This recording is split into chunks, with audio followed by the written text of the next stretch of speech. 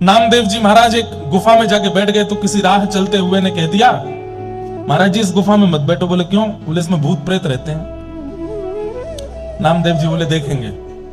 नाम जप करने लगे, तभी क्या देखते हैं, एक चूहा सामने आ गया। जैसे ही पलक झपक के दोबारा देखा तो वो चूहा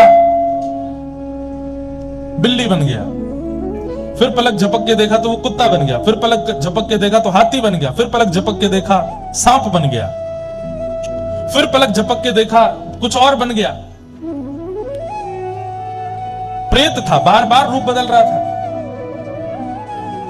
लेकिन श्री नामदेव जी महाराज ने तुरंत दंडवत प्रणाम करके साष्टांग करते हुए कहा, इतने रूप बदलने की सामर्थ्य प्रेत में नहीं है, ये तो मेरे पांडुरंग विठ्ठल भगवान में है। ये तो साक्षात पांडुरंग नाथ आए हैं। और जैसे ही प्रणाम किया, प्रणाम करते ही था तो वो प्रेत ही, लेकिन प्रेत को भी ठाकुर जी मान के प्रणाम किया तो प्रेत भी मुक्त हो गया। ठाकुर जी प्रकट हो गए वहां पर। और उस दिन ठाकुर जी ने श्री नामदेव जी से कहा, सकारात्मक सोच में मेरा निवास है। व्यक्ति सकारात्मक सोच के साथ यदि निर्वहन करने लगे तो मेरा अनुभव हो जाएगा। प्रहलाद जी महाराज को होलिका अग्नि में लेकर के बैठ गई, क्यों नहीं जले? क्योंकि उनका विश्वास था कि अग्नि भी श्री ठाकुर जी है। प्रहलाद जी महाराज को पर्वत से घेर दिया, बोले पर्वत भी श्री ठाकुर जी है। सर्पों के बीच में छोड़ दिया, बोले आप में भी ठाकुर जी हैं। सब जगह ठाकुर जी का भाव नहीं, पूर्ण विश्वास रखते थे और उस भावना से ठाकुर जी सब जगह रक्षा करते थे। हमारे आपके अंदर वस्तु के प्रति भय इस बात को प्रमाणित करता है कि हम ये मानते नहीं है कि इसमें ठाकुर जी है, और फिर उससे मिलने वाली हानि हमको होती है। विश्वास तो भक्त का स्वरूप होता है, वो हर परिस्थिति में सकारात्मक सोचता है। हवा चली, व बारिश आई, कुछ हुआ, सब चीज में सकारात्मक। हमारी भागवत जी के तो महात्मा ही कह दिया कि गुरु प्रसन्न होंगे तो बड़े बड़े योगियों को, सिद्धियों को भी जो प्राप्त नहीं है वो आपको प्राप्त हो जाएगा गुरु प्रसन्नता से। अद्भुत महाराज जी के भाव। अब हम लोग आगे के क्रम में प्रवेश करें। कल खूब जोर की वर्षा आ गई थी तो प्रसंग आधा ही रह गया। तो रात में नरसिंह मेहता हमारे स्वप्न में आए। हमने की क्या हुआ महाराज? तो बोले बस प्रसंग पूरा करके आइए जल्दी। मैंने कहा आज जाति कथा में करेंगे। तो कल हम लोग सुन रहे थे कि कुछ संतों की जमात, ये प्रसंग सुना क्यों रहे थे कि ईर्ष्यालुओं को ठाकुर जी नहीं मिलते। आपके अंदर कितने दोष हैं अपने आप लिखिए। हमारे कहने से काम करेंगे। यहां पर जितने भी दंपति बैठे हैं, पति पत्नी, यहां पर जितने भी बहन भाई बैठे हैं, यहां पर जितने भी मित्र बैठे हैं, यहां पर जितने भी आपस के सगे बैठे हैं, युगल युगल जोड़ी बना लीजिए। और कथा से जाने के बाद आप लोगों को एक काम करना है। पति पत्नी एक दूसरे को पर्चा और पेन दे में और एक दूसरे से कहें, तुमको मुझ में जितने दोष दिखते हैं सब लिख करके मुझे दिखाओ। पत्नी पति के लिखे, पति पत्नी के लिखे, बहन भैया के लिखे, भाई बहन के लिखे, भाई भाई एक दूसरे के लिखो, मित्र मित्र एक दूसरे को। लेकिन सौगंध है एक दूसरे की, जबरदस्ती बढ़ा चढ़ा के मत कोई ईर्ष्या में कुछ एक दो पद ज्यादा लिख दो कि तुम ये भी है ये भी है। नहीं, जो अनुभव होता है वही लिख करके और उसको दीजिए। ये बहुत बड़ी एक प्रक्रिया है। आपस में देख करके फिर अनुभव कीजिएगा। आपके शायद नेत्र खुल जाएंगे। कई ऐसे दोष होंगे जो आपको लगता ही नहीं है कि आपके अंदर है, लेकिन सामने वालों को वो दिखते हैं। वो दोष आपको पता चलेगा। उन समस्त दोषों को ठाकुर जी के हवाले कर देना, क्योंकि सब दोषों के साथ ठाकुर जी मिल जाएंगे। अगर एक दोष उनमें है तो ठाकुर जी के मिलन में बाधा आ सकती है। और वो दोष क्या है? ईर्ष्या। अगर सामने वाले ने लिख दिया कि तुम्हारे अंदर ईर्ष्या भी है, मैंने कभी अनुभव किया था, तो आपको चिंता होनी चाहिए। क्यों? क्योंकि ठाकुर जी मिलेंगे ना। नरसिंह मेहता से इतनी ईर्ष्या करते थे सारे जूनागढ़ वासी कि 700 मुद्रा लेकर के द्वारिका जा रहे उन संतों से कह दिया कि जाओ, यहाँ इस नगर का सबसे बड़ा सेठ नरसिंह है, 1000 मोहर से नीचे की तो वो हुंडी लिखता नहीं है। तुम लोग जाके चरण पकड़ लेना, रोने लग जाना, मूड मारने लगना और कैसे भी करके उनसे हुंडी लिखवा लेना। 700 सोने की मोहर उनके घर में धर देना। संतों ने वैसा ही किया। संतों को देख करके नरसिंह मेहता जी चरण धोने लगे, माला पहनाने लगे। अच्छा, उन मन चले लोगों ने पहले ही बता दिया था कि तुम नरसिंह मेहता के पास जाओगे तो वो तुम्हारे पैर छू करके, धो करके, माला पहना के मनाने का प्रयास करेगा कि तुम हुंडी मत लिखवाओ, लेकिन फिर भी तुम मानना नहीं, लिखवा लेना उससे। नरसिंह मेहता तो बेचारे संतों को देख के प्रणाम करते थे, चरण धोते थे, माला पहनाते थे। संत जन कहने लगे जरूर हमको मनाने की प्रक्रिया चल रही है कि हम हुंडी ना लिखवाएं। संतों ने कहा नरसिंह जी हमारा एक काम कर दीजिए। बोले क्या? हमको द्वारिका जाना है, बीच में बड़े लुटेरे और चोर उचक्के मिलते हैं, हमारा धन लूट लेंगे, हमारी पूरे विश्व की भारत की यात्रा पूरी हो रही है, द्वारिका में हमको भंडारा करना है, ये 700 सोने की मोहर जैसे तैसे हमने बचाई है, इनको रख लीजिए, हुंडी लिख दीजिए। आपका कोई सेठ वहां हो या आपका कोई सेवक द्वारिका में हो, हम उसको जाके दिखा देंगे, वो हमको वहां 700 सोने की मोहर दे देगा, तो हम वहां अपना भंडारा कर लेंगे। नरसिंह मेहता जी बोले आपको मुझे देख के लगता है कि मैं हुंडी लिखता हूंगा? बोले हुंडी लिखने वाले आप जैसे ही होते हैं, वो ऐसे बन के रहते हैं कि कोई उनसे हुंडी लिखवा ना पावे। ये आपकी फटी धोती और आपके तन की स्थिति से हम बहकने वाले नहीं हैं, हमारी हुंडी लिखी है। इतना पीछे पड़ गए संत जन, नरसिंह मेहता रोने लगे मेरी कोई गद्दी नहीं है द्वारिका में। अरे मैं किसी को नहीं जानता सिवाय एक के। बोले किसको जानते हो? बोले वहां सांवरिया सेठ है, वो द्वारिकाधीश को बोल रहे थे, केवल उन्हीं को जानते। बोले उन्हीं के नाम से लिख दो। नरसिंह मेहता बोले इस बात पर मुझे विश्वास भी है कि वो इनको दे देंगे, लेकिन मैं ये कैसे करूं? मैं ठाकुर जी पर कैसे थोप सकता हूं? और रही बात, हुंडी तब लिखी जाती है जब आप किसी से धन ले लो और सामने जिसके नाम पर हुंडी लिखी उसको देने की तुम्हें सामर्थ्य हो। मैं ठाकुर जी को कैसे दूंगा? तब नरसिंह मेहता के मन में एक विश्वास जगा। पूरे संत जन तो मान नहीं रहे, तो 700 सोने की मोहर लेके तुरंत पूरे जूनागढ़ के ब्राह्मण विप्र और संतों को बुला के भंडारा कर दिया, दक्षिणा बांट दी, भंडारा कर दिया, सब संतों को खिला दिया। और एक पत्र लेकर के नरसिंह मेहता जी ने लिखा, हे नाथ आपके नाम पर मैं इनकी हुंडी लिख रहा हूं, 700 सोने की मोहर मैंने लेकर के आपके नाम से हुंडी लिख दी है, कृपा कर द्वारिका जब ये लोग पहुंचे तो मेरी लाज रखना, इनको 700 सोने की मोहर दे देना। रही बात, मैंने आपको 700 मोहर दी नहीं तो फिर आप इनको कैसे दोगे? लेकिन मैं दे चुका हूं। कैसे? बोले संतों के ब्राह्मणों के हृदय में आप रहते हो, 700 सोने की मोहर का भंडारा करके मैंने आपको दे दिया है, इसलिए आप इनको दे दीजिएगा। संतों को पवा दिया मतलब ठाकुर जी तक पहुंच गया। बंधुओं, ठाकुर जी के संग कोई प्रक्रिया करने की इच्छा हो और ठाकुर जी नहीं मिल रहे हो तो किसी साधु, किसी महात्मा, किसी भक्त, किसी वैष्णव के साथ वो प्रक्रिया कर लो। प्रक्रिया के रूप में भोजन पवा दो, प्रक्रिया के रूप में उनको सुंदर वस्त्र दे दो, प्रक्रिया के रूप में उनका श्रृंगार कर दो, तिलक चंदन लगा दो, प्रक्रिया के रूप में उन्हें दक्षिणा दे दो, प्रक्रिया के रूप में इत्र लगा के सुगंधित कर दो, प्रक्रिया के रूप में माला पहना दो। कुछ बना के पवाने की इच्छा ठाकुर जी को है, संतों को पवा दो, क्योंकि संत सीधी डिलीवरी कराते हैं। ठाकुर जी भगवान का ब्लिंकेट है संत जन। ठाकुर जी के पोस्टमैन है सारे संत जन, भक्त जन, वैष्णव जन। जो ठाकुर जी को देना हो इनको दे दो, सब पहुंच जाता है वहां पर। पूज्य मलुकपीठ वाले महाराज जी एक बार कथा में बता रहे थे सत्य घटना। बिहार के एक पंडित जी ने एक सेठ जी से जाके कहा कि हमको जगन्नाथपुरी जाना है, दान दक्षिणा कुछ है नहीं हमारे पास रास्ते के लिए, आप हमें कुछ दे दो। तो सेठ जी ने उनको 100 रुपया दे दिया, बहुत होता था 100 रुपया। और महात्मा जी से कह दिया कि ये 11 रुपए तो आपके आने जाने में खर्च होंगे, 5-6 रुपए में आपको प्रसाद वरसाद हो जाएगा, बाकी का जो बचेगा लगभग 80 रुपया ये श्री जगन्नाथ जी के मंदिर में चढ़ा देना हमारी तरफ से। तो ठीक है।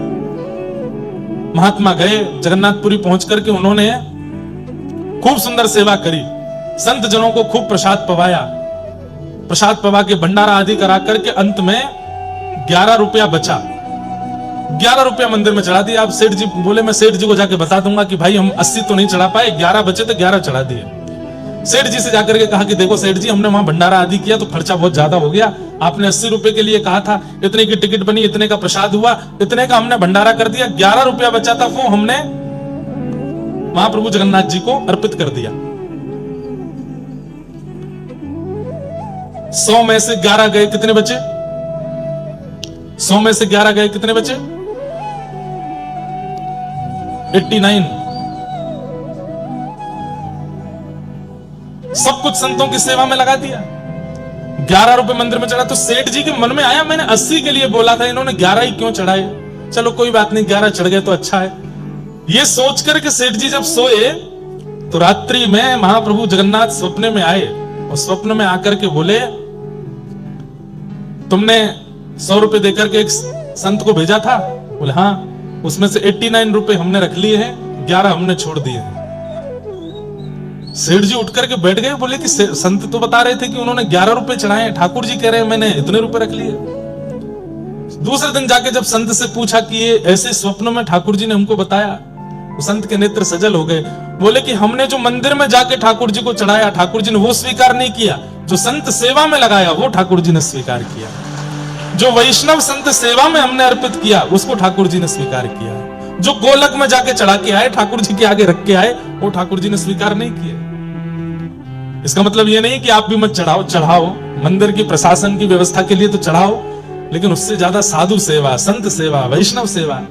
तो नरसिंह मेहता जी ने भी वही किया, संतों को पवा दिया और कहा द्वारिकाधीश हमने 700 सोने की मोहर भेज दी आपके पास, अब मेरी लाज रखना। संतों को हुंडी देकर के भेज दिया लिख करके। संत जन द्वारिका पहुंचे, वहां जाके ढूंढने लगे सांवलिया सेठ कहां है, कहीं नहीं मिले। पूरी द्वारिका छान मारी, कोई सांवलिया सेठ नहीं। आधी रात जब हुई, संत जन जब रोने लगे गोमती तट पे जाकर के, आहा अब हम भक्तमाल जी रखी नहीं है, नहीं तो मैं वो छप्पे पढ़ के सुनाता, इतना सुंदर है। श्री प्रियादास जी ने इतनी सुंदर टीका करी है, कैसी सुंदर पाग बांध करके, घुंघराले केश में श्री ठाकुर जी हाथ में छड़ी लेकर के, जूती पहन करके, श्रेष्ठ वस्त्र पहन करके, गले में सुंदर हार पहन के, हीरे दमकाते हुए अदब से चलते हुए आ रहे हैं। अरे भैया, हमारे सेठ श्री नरसिंह मेहता जी ने किसी को हुंडी लेकर के भेजा है क्या? जैसे नरसिंह मेहता का नाम सुना, संत जन उठ गए, बोले भैया तुम कौन? बोले हम सांवरिया सेठ। आहा, दर्शन करके सब नतमस्तक हो गए। हुंडी जैसे वो लिखी हुई हुंडी जैसी दी, पढ़ करके ठाकुर जी ने अपने सिर से लगाया और कहा कि महाराज आप लोग कितने भाग्यशाली हैं। बोले क्यों? हमारे नरसिंह जी के दर्शन करके आए हो। बोले नरसिंह जी देखने में तो बड़े सामान्य लगते हैं और आप उनके सेवक हो, आप इतने अद्भुत लगते हो। बोले मेरे जैसे सेवक हजारों हैं उनके, नरसिंह जी तो बड़े अद्भुत हैं। 700 सोने की मोहर तुरंत पकड़ा दी। बोले ये 700 सोने की मोहर तो आपकी जो आपने दी थी वो है, इसके अलावा आप मेरे सेठ जी के यहां से आए हो तो मैं कोई कमी नहीं छोड़ना चाहता। लेकर के गए सोने की थाली में भोजन, खूब सुंदर सुंदर पकवान पवाए, संत सेवा कराई, खूब दक्षिणा ऊपर से प्रदान कर दी। संत जन बड़े प्रसन्न हुए। ठाकुर जी ने उल्टा पत्र लिखा और कहा, हे नरसिंह जी, संसार ने मुझे चोर कहकर के बुलाया, संसार ने मुझे ये कहकर के बुलाया, संसार ने मुझे इतने इतने लालचन लगाए, लेकिन आप कितने अच्छे हैं, आपने मुझे सेठ कहकर के पुकारा, सांवरिया सेठ। मैं आपसे बहुत प्रेम करता हूं, जल्द ही आपसे मिलूंगा। ऐसा पत्र लिख करके ठाकुर जी ने संतों के द्वारा भिजवाया, जाओ हमारे सेठ जी को दे देना। नरसिंह मेहता के पास जैसे ही संत पहुंचे, नरसिंह मेहता बोले अब पिटाई होगी। क्यों? इनको 700 सोने की मोहर मिली नहीं होगी द्वारिका में, तभी मारने आए हैं मुझे। लौट करके संत जन आए, नरसिंह मेहता बोले भगवान मुझे क्षमा कर दो। बोले क्यों, आपको मोहर मिल गई? बोले 700 सोने की मोहर तो मिल गई, हमारा संत वो भी हो गया, ऊपर से तुम्हारे वो सेवक ने इतनी दक्षिणा दी हमको, सोने की थाली, सोने की कटोरी, सोने की चम्मच, अरे सब कुछ प्रदान किया। अरे नरसिंह मेहता जी, तुम्हारा वो सेवक इतना सुंदर था, क्या बताएं उसके रूप की। सफेद धोती, सफेद अचकन, सफेद पगड़ी, सफेद बैंत, ऐसी सुंदर उसकी जूती। नेत्र तो कहते ही बनते, कमल जैसे नेत्र थे। आहा, जब बोलता था तो ऐसा लगता था जैसे मानो पुष्प बरस रहे हों। एक बार उसने हमारा स्पर्श भी किया था, क्या बताएं, उसका स्पर्श पाके तो हम धन्य हो गए। अरे नरसिंह जी, कैसा सुंदर सेवक है आपका, हमको ऐसा सेवक मिलता तो हम तो अपने पास ही रखते, अपने से दूर जाने ही नहीं देते। नरसिंह जी बोले पता नहीं किसकी बात कर रहे हो, समझ में तो आ रहा था ठाकुर जी ने कुछ तो लीला करी होगी। अच्छा, तुम्हारे सेवक ने ये पत्र लिख करके भेजा। जैसे ही पत्र पढ़ा नरसिंह मेहता ने और अंत में पढ़ा कि मैं तुमसे बहुत प्रेम करता हूं, जल्दी मिलूंगा, ये पढ़ करके नरसिंह मेहता तो रोने लगे। ईर्ष्यालु देखते रह गए और यहां ठाकुर जी ने नरसिंह मेहता पर कृपा कर दी। इसलिए बंधुओं, कोई दोष जीवन में आ जाए चलेगा, आपके अंदर काम है कोई बात नहीं, कथा सुनना शुरू करो, नाम जप करना शुरू करो, नष्ट हो जाएगा। क्रोध है धीरे धीरे वो भी शांत हो जाएगा, मोह है वो भी धीरे धीरे चला जाएगा, लोभ है धीरे धीरे वो भी नष्ट हो जाएगा। कथाएं आदि सुनना शुरू कर दो, सत्संग करो। लेकिन ईर्ष्या है तो मेहनत ज्यादा करनी पड़ेगी, क्योंकि ईर्ष्या ठाकुर जी को प्रिय नहीं है। और दुर्भाग्य की बात है कि ईर्ष्या लगभग मानवों के अंदर होती है, लगभग। अभी कोई आपसे ज्यादा सुंदर कपड़े पहन के आ जाए, हो जाएगी ईर्ष्या। हम कथा में इतने साधारण बन के आ रहे हैं, ये इतना बढ़िया पहन के आ रहा है। हमसे बढ़िया कोई खाने लगे, कमाने लगे, हमसे बढ़िया कोई कुछ प्राप्त कर ले, हमसे बढ़िया घर बना ले, हमसे बढ़िया बच्चे हो जाएं, सब में ईर्ष्या हमारे चित्त में आती है।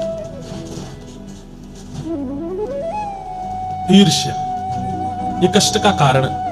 अरे आप लोग तो संसार की बात कर रहे हैं, हम व्यासपीठ में बैठ के कथा करते हैं, कथा करने वालों से ईर्ष्या हो जाती है लोगों को।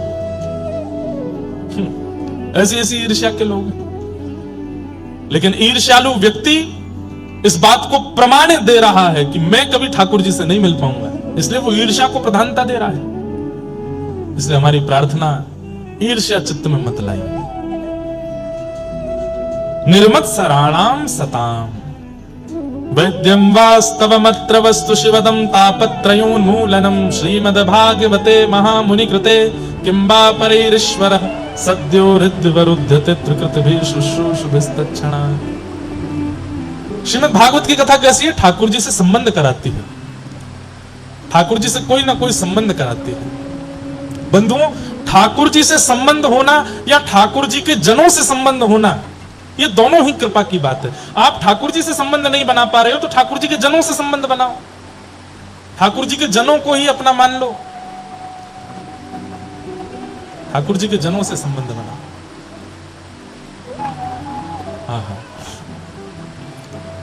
अब कोई हमसे गुरु जी कहे, महाराज जी कहे, पंडित जी कहे, इंद्रेश जी कहे, समझ में आती है। एक बार एक कथा में एक बालक बोला जीजा जी। मैंने कि यार ये क्या बोल रहे हो? अरे महाराज जी, किशोरी जी हमारी बहन हैं और श्री लाल जी हमारे जीजा जी हैं, आप वृंदावन वासी हो, लाल जी के सखा हो, तो आप भी हमारे जीजा जी। मैंने बहुत बढ़िया। हमने कि साले साहब सेवा करने आ जाना। एक जगह और अद्भुत हुआ, नाथ द्वारा दर्शन करने के लिए मैं गया, तो वहां जैसे मैं पहुंचा तो एक बालक मुझसे बोला नाना जी प्रणाम। मैंने कि यार तेने नाना जी कही मुझसे? बोले कि हाँ महाराज जी, मेरी माता जी रोज आपकी कथा सुनती हैं, तो उन्होंने विचार किया कि मेरी गुरु भावना तो बन नहीं पा रही है, तो मैं इनको पिता मान लेती हूँ अपना। जय हो महाराज जी। श्री वृंदावन बिहारी लाल की, श्री राधा रमण लाल की, श्री राधा रसिक बिहारी लाल की, श्री जटेरी धाम की, स्वामी श्री हरदास जी महाराज की जय जय श्री राधे जय। तो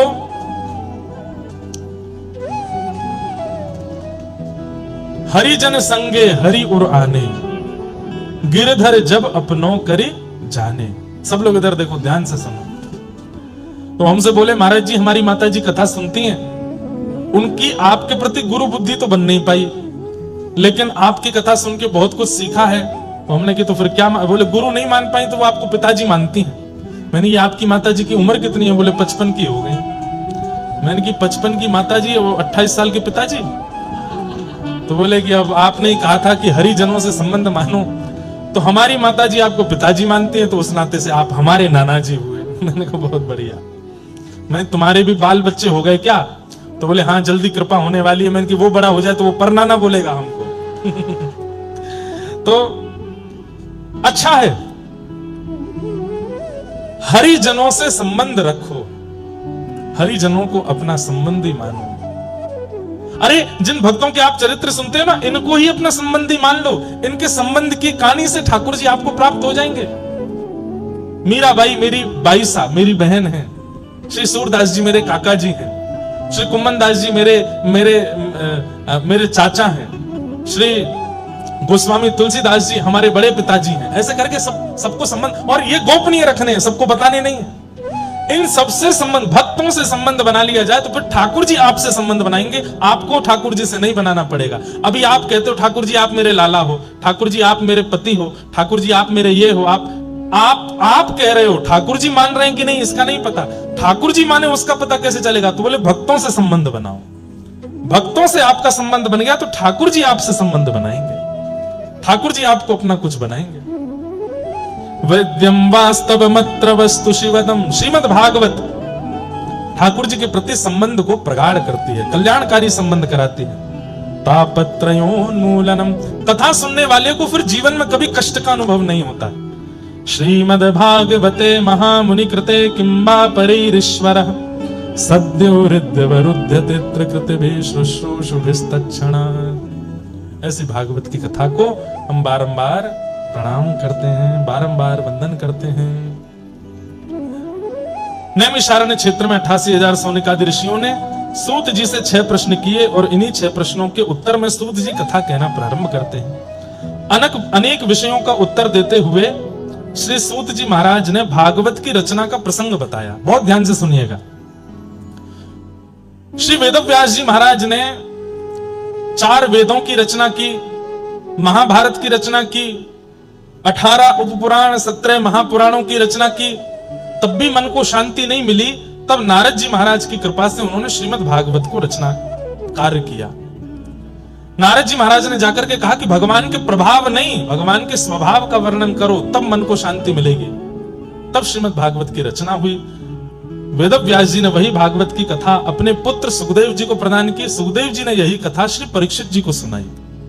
परीक्षित कौन है? पांडवों के वंशधर। इन परीक्षित जी को 7 दिन में मरने का श्राप लगा। सौनकादि ऋषियों ने पूछा ऐसा क्या हुआ कि इनको 7 दिन में मरने का श्राप लगा? तो यहां महाभारत का थोड़ा प्रसंग सुनाया गया। पाहि पाहि महायोगिन देव देव जगतपते नान्यम तद्भयं पश्ये यत्र मृत्यु परस्पर। बहुत सावधानी से सुनो। उत्तरा के गर्भस्थ शिशु बालक को बचाना,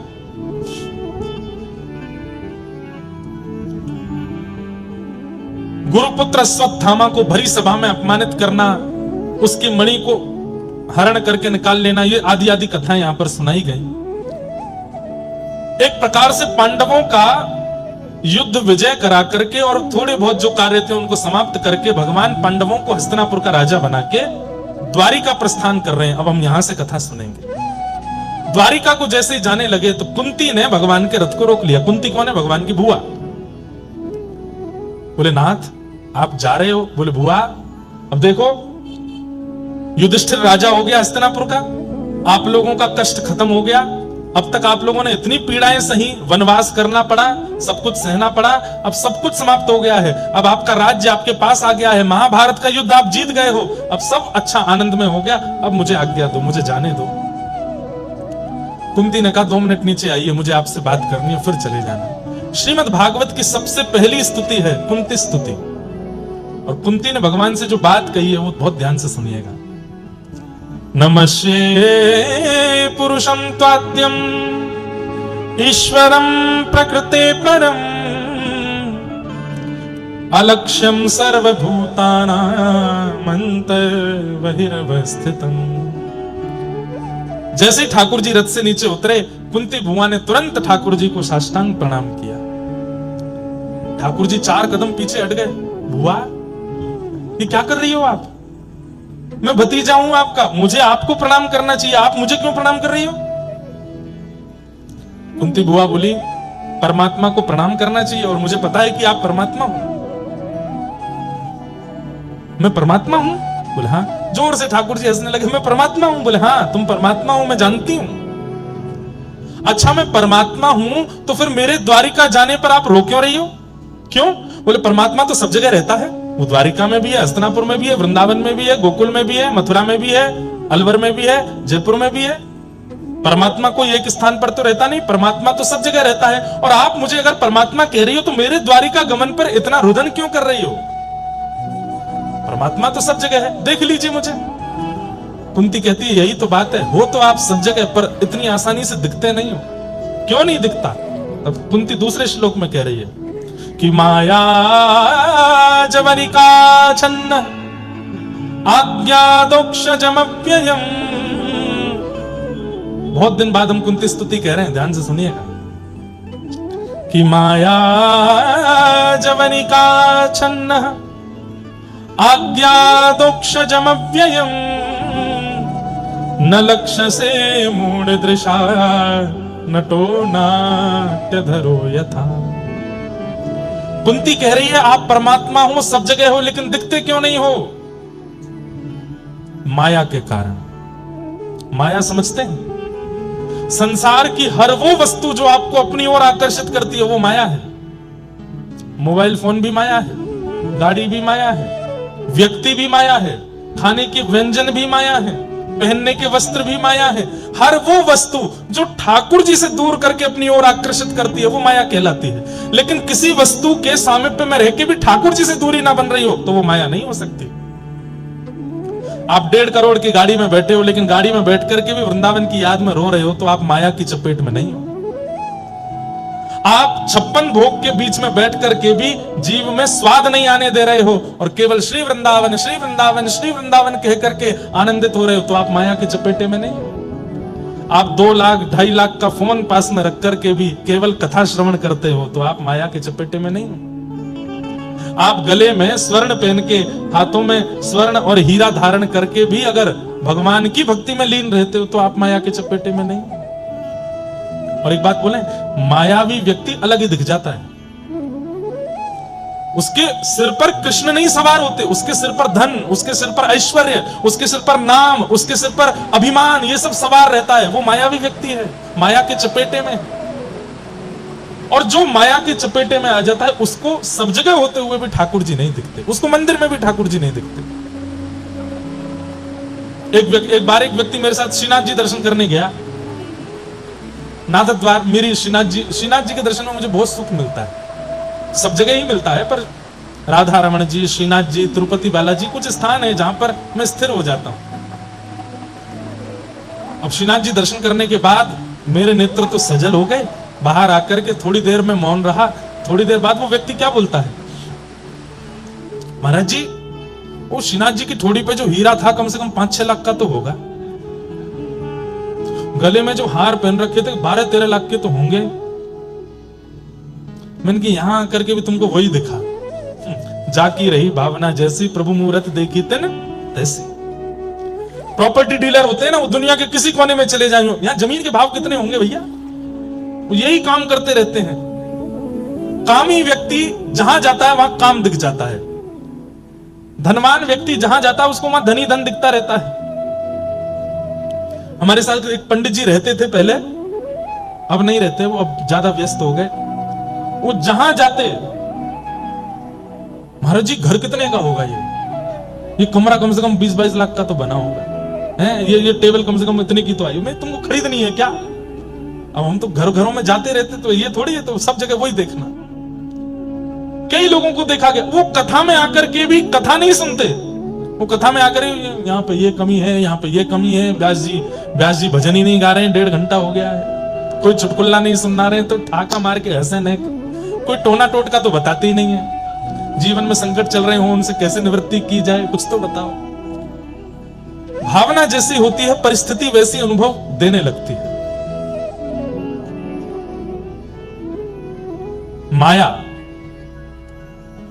माया जवनिका छन्न। एक बात बोले आपको, वस्तु का त्याग करने वाला त्यागी नहीं माना जाता। वस्तु के संग रहते हुए भी उस वस्तु में आसक्त ना होने वाला वो त्यागी माना जाता है। पत्नी छोड़ दिए, बच्चे छोड़ दिए, घर छोड़ दिया, परिवार छोड़ दिया, संपत्ति छोड़ दिया, रहने लगे पहाड़ी के ऊपर जाके, लेकिन रोज रोते हैं क्यों? पत्नी की याद आ रही है, बच्चों की याद आ रही है, मैंने करोड़ों कमाया था, सब छोड़ छाड़ के आना पड़ा। वो त्यागी है। लेकिन पत्नी भी है, बच्चे भी हैं, संपत्ति भी है, गाड़ी भी है, घोड़ा भी है, सब कुछ है, लेकिन रहता है विरक्त, वो त्यागी है। हम गृहस्थाश्रमी हैं, यहां जितने भी बैठे हैं लगभग, हम गृहस्थाश्रमियों को आश्रम नहीं छोड़ना है, पत्नी बच्चे नहीं छोड़ने हैं, पर हां जितनी आसक्ति उन सब में है उतनी श्री कृष्ण में कर लेनी है। हमारा वही त्याग हो जाएगा, वही विरक्ति हो जाएगी, वही वैराग्य है हमारे लिए। जितना प्रेम से बालक को हृदय से लगाते हैं, जितने प्रेम से पत्नी को निहारते हैं, जितनी ममता से धन गिनते हैं, ये सब जिस दिन भक्ति में होने लगेगा, जैसे ठाकुर जी को सुबह उठाते ही उसी प्रकार हृदय से लगावे जैसे अपने बालक को लगाया हो, जैसे पत्नी को प्रेम भर के देखते हैं ऐसे ठाकुर जी को देखने लग जाएं, जैसे पैसे गिनने में सतर्क रहते हैं ऐसे नाम जप में सतर्क हो जाएं, बस हो गई विरक्ति। यही विरक्ति है, यही त्याग है। सब छोड़ के जाने की आवश्यकता नहीं। 40 साल के हो गए और फिर कहने लगे हम तो ब्रह्मचारी हैं, हमने ब्याह नहीं किया। असली बात यह थी कि किसी ने उनको पसंद ही नहीं किया था। अब 40 साल के हो गए तो क्या करें भाई, ये थप्पा कैसे सहन हो कि हमारा ब्याह नहीं हुआ, हम तो ब्रह्मचारी हैं। घर छोड़ करके बाहर रहने लगे, घर वालों ने निकाल दिया और बोले अब ये कैसे सहन हो गए, घर वालों ने निकाल दिया तो फिर क्या लगा लिया, बोले हमने तो त्याग कर दिया घर का, त्यागी हो गए, महात्मा हो गए। हम गुलाब जामुन नहीं खाते, हम रसगुल्ला नहीं खाते, खाने को मिलता नहीं है, ये बताओ ना। विदेश जाना अपराध है, समुद्र लांघना गलत बात है, और खुद को वीजा नहीं मिला था कभी, इसलिए सबके लिए ऐसा बोल रहे हो। बड़े विचित्र हैं संसार, लेकिन वास्तव में माया ही है जिसके कारण ठाकुर जी दिखते नहीं। ठाकुर जी तो सब जगह हैं, इस समय इस पंडाल में भी कहां कहां बैठे होंगे, लेकिन माया है जिसके कारण वो दिख नहीं रहे हैं। तब कुंती कहती है तो फिर दिखते कैसे हैं? बोले जैसे कठपुतली का नृत्य होता है ठाकुर जी, तो कठपुतली नाचती है, गाती है, हंसती है, खेलती है, सब कुछ कठपुतली करती है और दर्शनार्थी ताली बजाते हैं, अरे देखो कठपुतली नाच रही है, कठपुतली हंस रही है, कठपुतली रो रही है। लेकिन गलती से किसी ने आकर के कठपुतली के पीछे वाला पर्दा अगर हटा दिया तो सारा भेद खुल जाएगा। ओहो, पीछे बैठा एक आदमी उंगलियों से नचा रहा है। ठीक वैसे ही संसार का हर वस्तु, हर व्यक्ति कठपुतली है।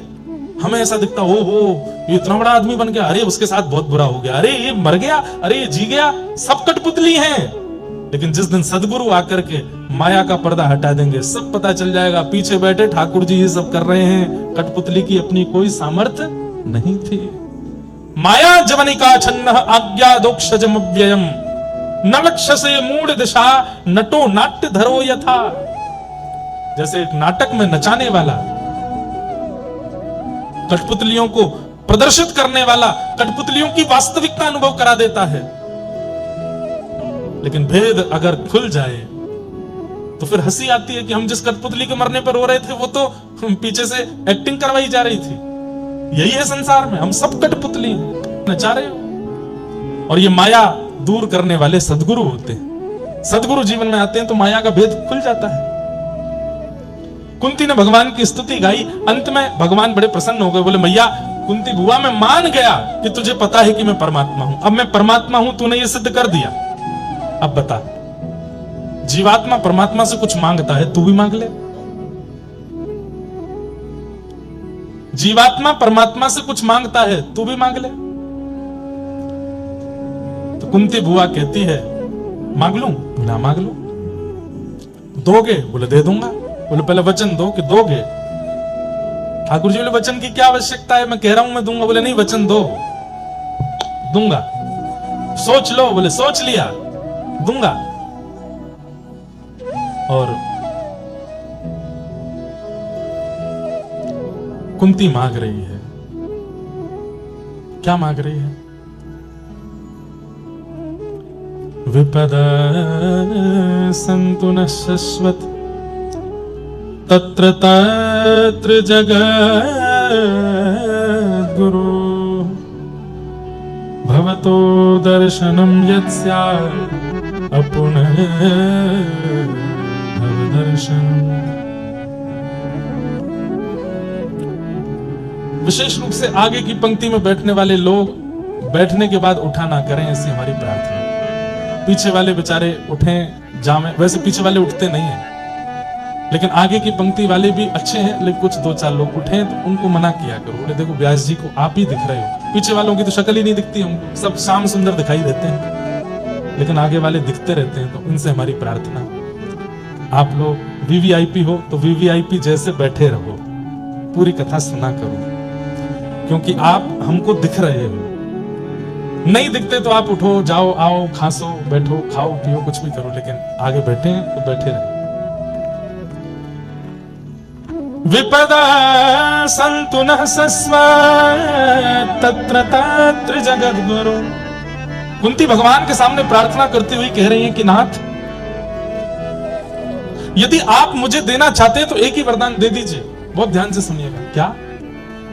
इस संसार में जितनी भी विपत्तियां हैं, जितने भी संकट हैं, जितने भी कष्ट हैं, वो सब मेरे जीवन में आ जाए, कृपा करके ऐसा मेरे ऊपर उपकार कर दीजिए, सारे कष्ट मेरे जीवन में आ जाए।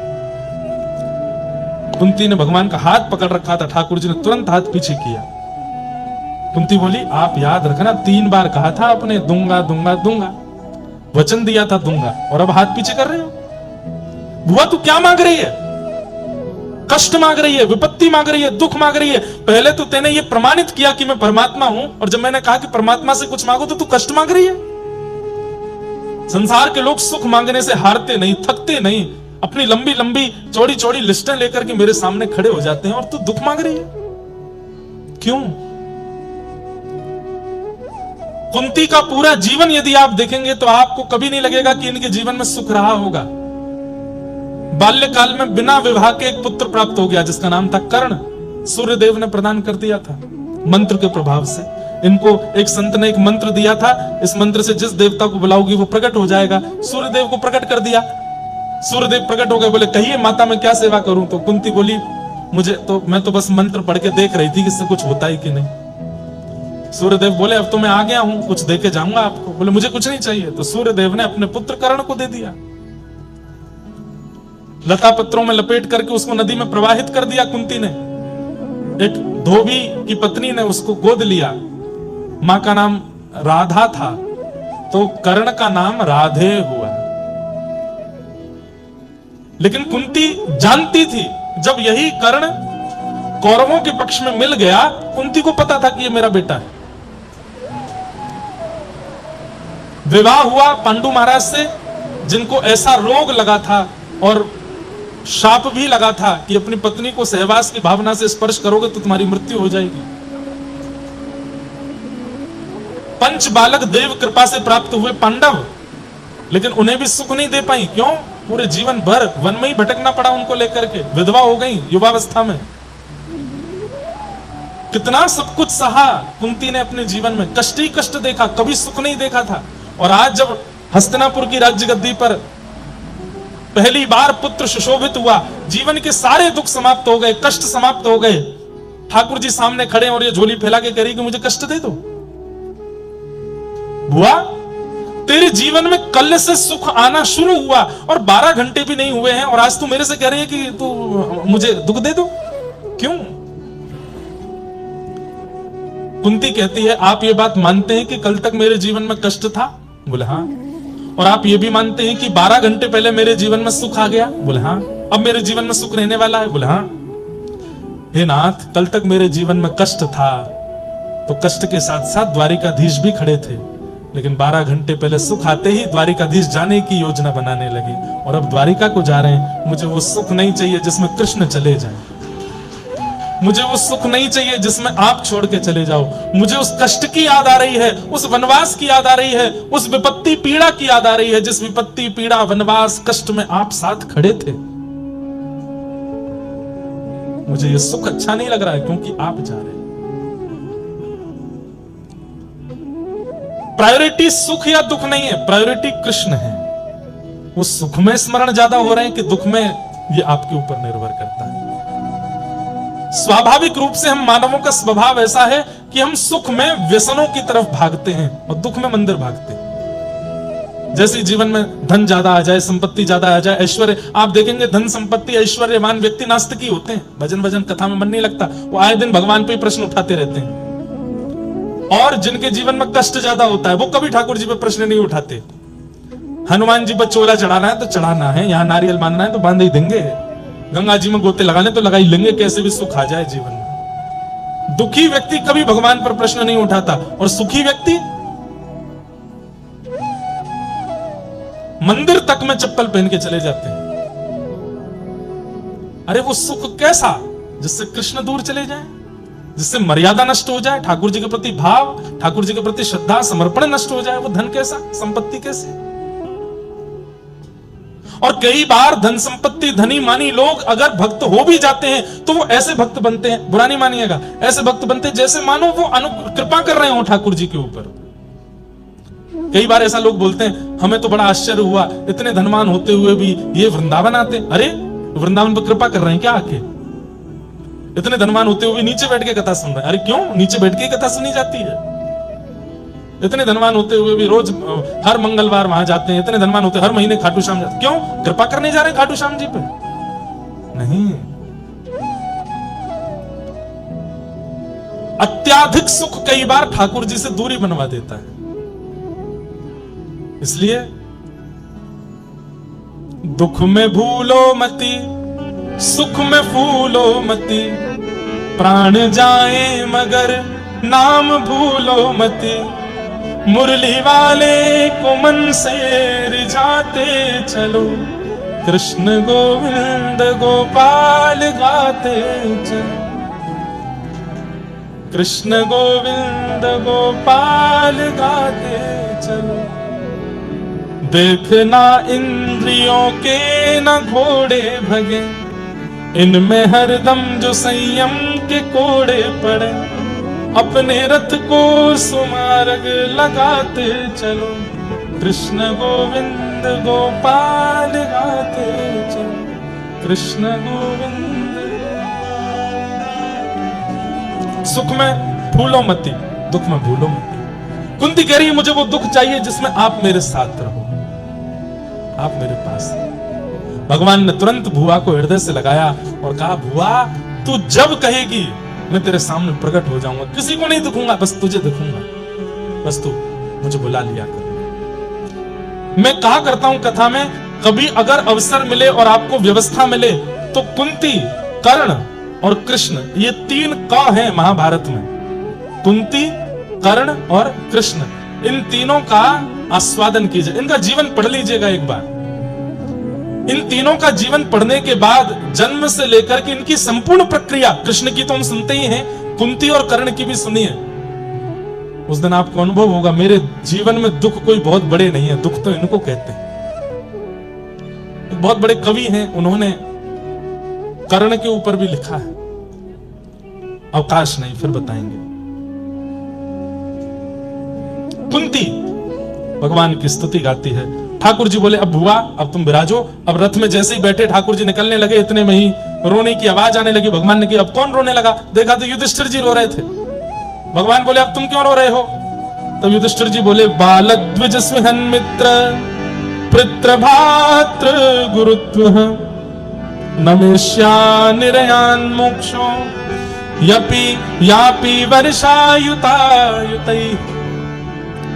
मेरे कारण कितने बालक अनाथ हो गए, कितनी माताएं विधवा हो गई, मैंने अपनों को मार दिया। बहुत ध्यान से सुनिए थोड़ी देर।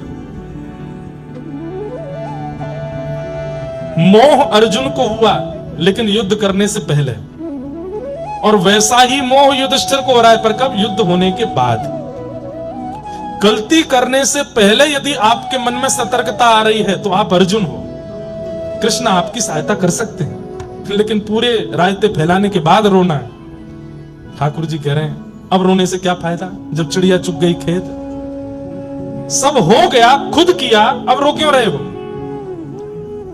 ठाकुर जी कहते हैं ऐसे व्यक्ति कायर होते हैं जो गलती करने से पहले चेतते नहीं, गलती करने के बाद रोते हैं कि हमने बहुत बड़ी गलती कर दी, हमसे अपराध हो गया, कान पकड़ रहे हैं, क्षमा मांग रहे हैं, दंडवत कर रहे हैं।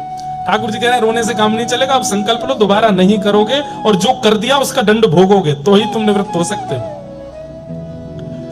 युधिष्ठिर रो रहे हैं। भगवान बोले क्यों रो रहे हो? बोले मैंने कितनी माताओं को विधवा कर दिया, युद्ध में उनके पति मार दिए, कितने बच्चे अनाथ कर दिए, उनके पिता मार दिए। यदि मैं ही पीछे हट गया होता युद्ध मैदान से तो ये महाभारत नहीं होता, माताएं विधवा नहीं होती, बच्चे अनाथ नहीं होते। भगवान बोले वाह, बहुत बड़ी बात कह रहे हो युधिष्ठिर। ऐसा ही मोह हुआ था अर्जुन को, लेकिन गीता सुना दी थी मैंने, वही मोह अब तुम कर रहे हो। अब मैं क्या सुनाऊं? बार बार नहीं सुनाऊंगा, इतना समय नहीं है मुझ पे। मेरा मोह दूर कीजिए, मैं बहुत व्याकुल हो रहा हूं, मुझे नरक में भी स्थान नहीं मिलेगा, मैं इतना बड़ा पापी हूं। भगवान बोले अब हम जहां फेल होते हैं वहां हमारे भक्त पास होते हैं। रणभूमि में मेरी प्रतीक्षा कर रहे हैं भीष्म पितामह, चलो उनके पास लेके चलता हूं, वो तुमको ज्ञान उपदेश करेंगे। और भगवान भीष्म पितामह के पास लेकर के गए। बहुत सुंदर स्तुति है भीष्म पितामह की। पितामह भीष्म बाणों की सैया पर लेटे, रोम रोम में बाण लगा है भीष्म पितामह के, लेकिन मरे नहीं है। क्यों? इच्छा मृत्यु का वरदान पिता से मिला हुआ है इनको। बंधुओं, एक बार हम महाभारत की कथा कभी, वैसे हमने एक दो लोगों को वचन दिया हुआ है कि हम महाभारत की कथा करेंगे, महाभारत की कथा 7 दिन में नहीं होगी, 1 महीने में होगी, 30 दिन में होगी महाभारत। बहुत अच्छी कथा है महाभारत। एक मानव के जीवन के जितने प्रश्न हैं सबका उत्तर है महाभारत में। बाणों की सैया पर लेटे हैं भीष्म पितामह, इच्छा मृत्यु का वरदान इनके पिता शांतनु महाराज ने इनको दिया है। जब तक इनकी इच्छा नहीं होगी ये मर नहीं सकते। अगर हमको ये मिला होता वरदान कि तुम्हारी इच्छा मृत्यु है, बताओ क्या करना चाहते हो, तो हम लोग कैसी इच्छा मृत्यु रखेंगे? कड़ी कचौड़ी खाने को मिल जाए, वृंदावन की लस्सी कोई आके पिला जाए,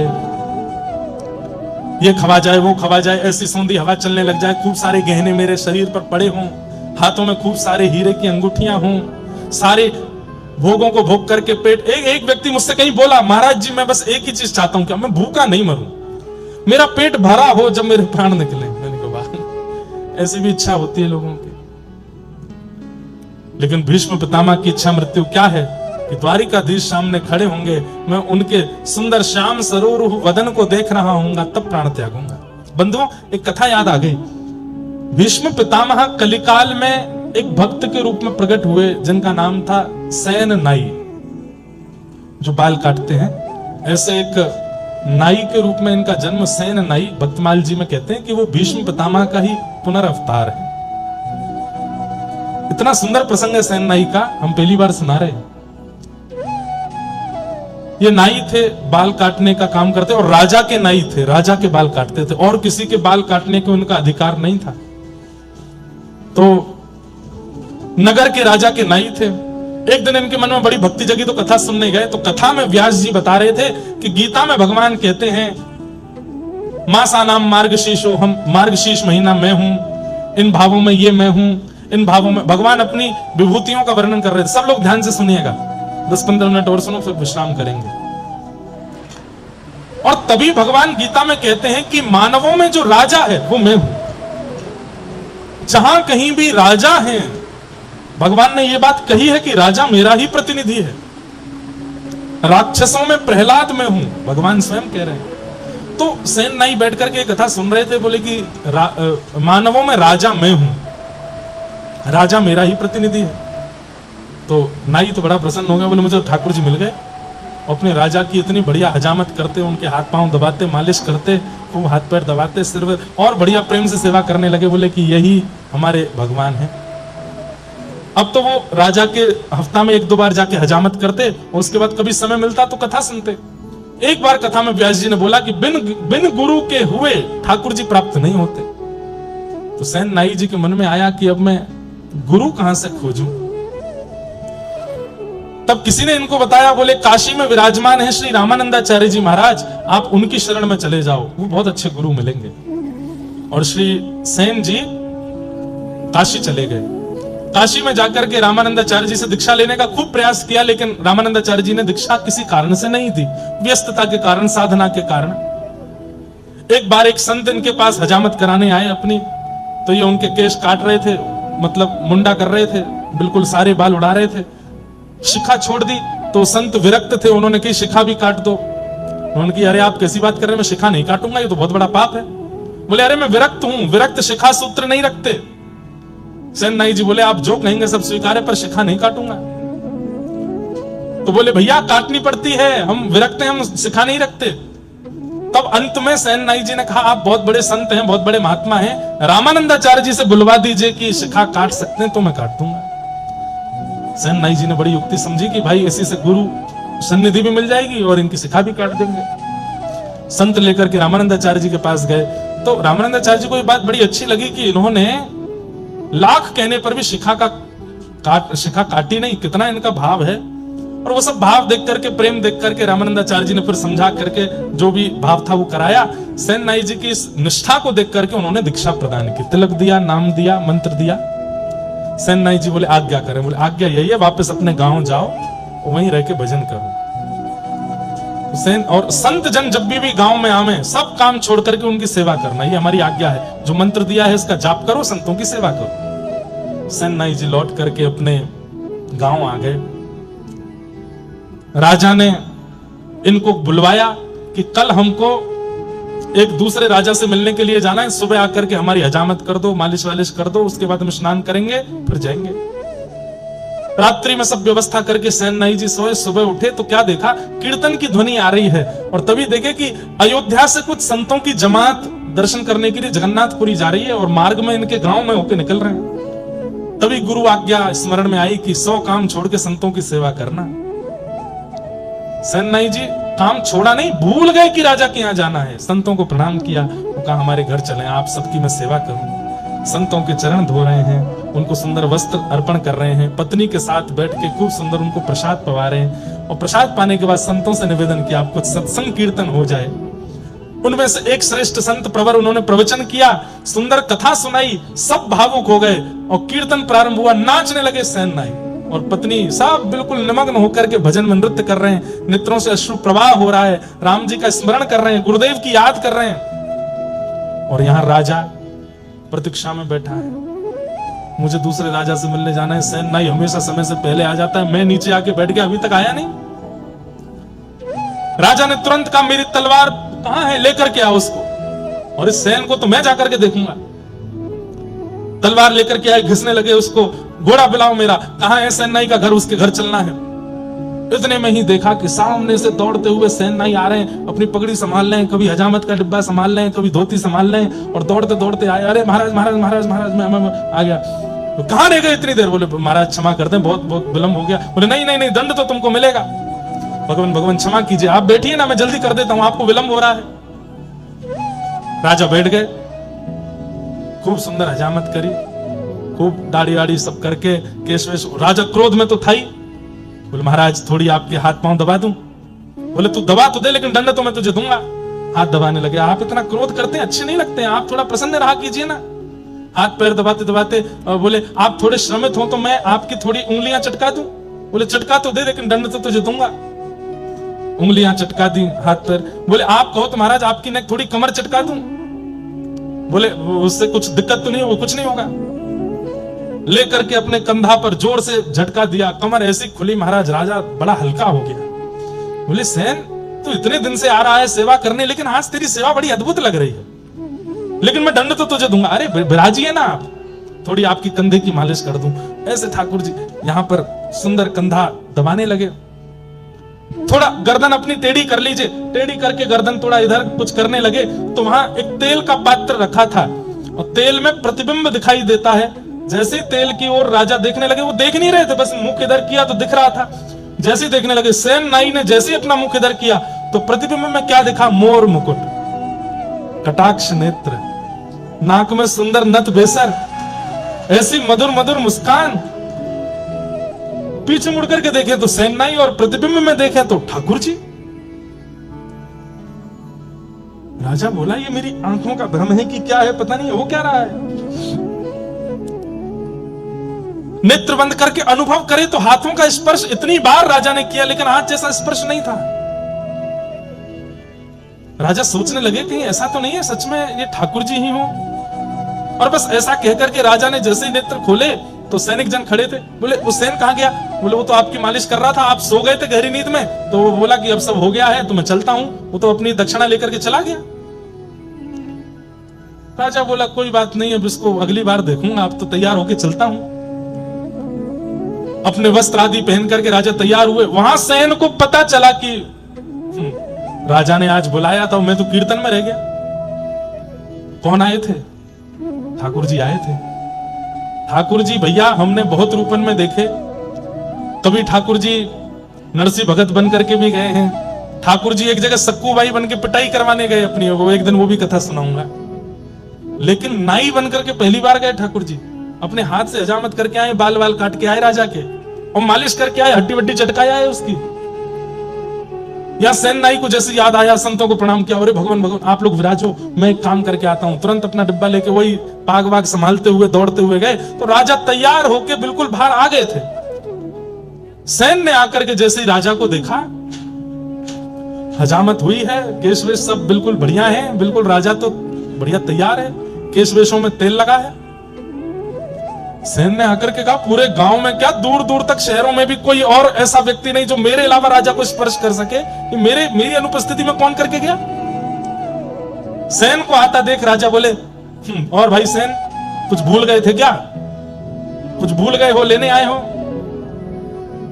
सेन बोले, भूला तो कुछ नहीं। कुछ नहीं भूले तो फिर क्यों आए हो?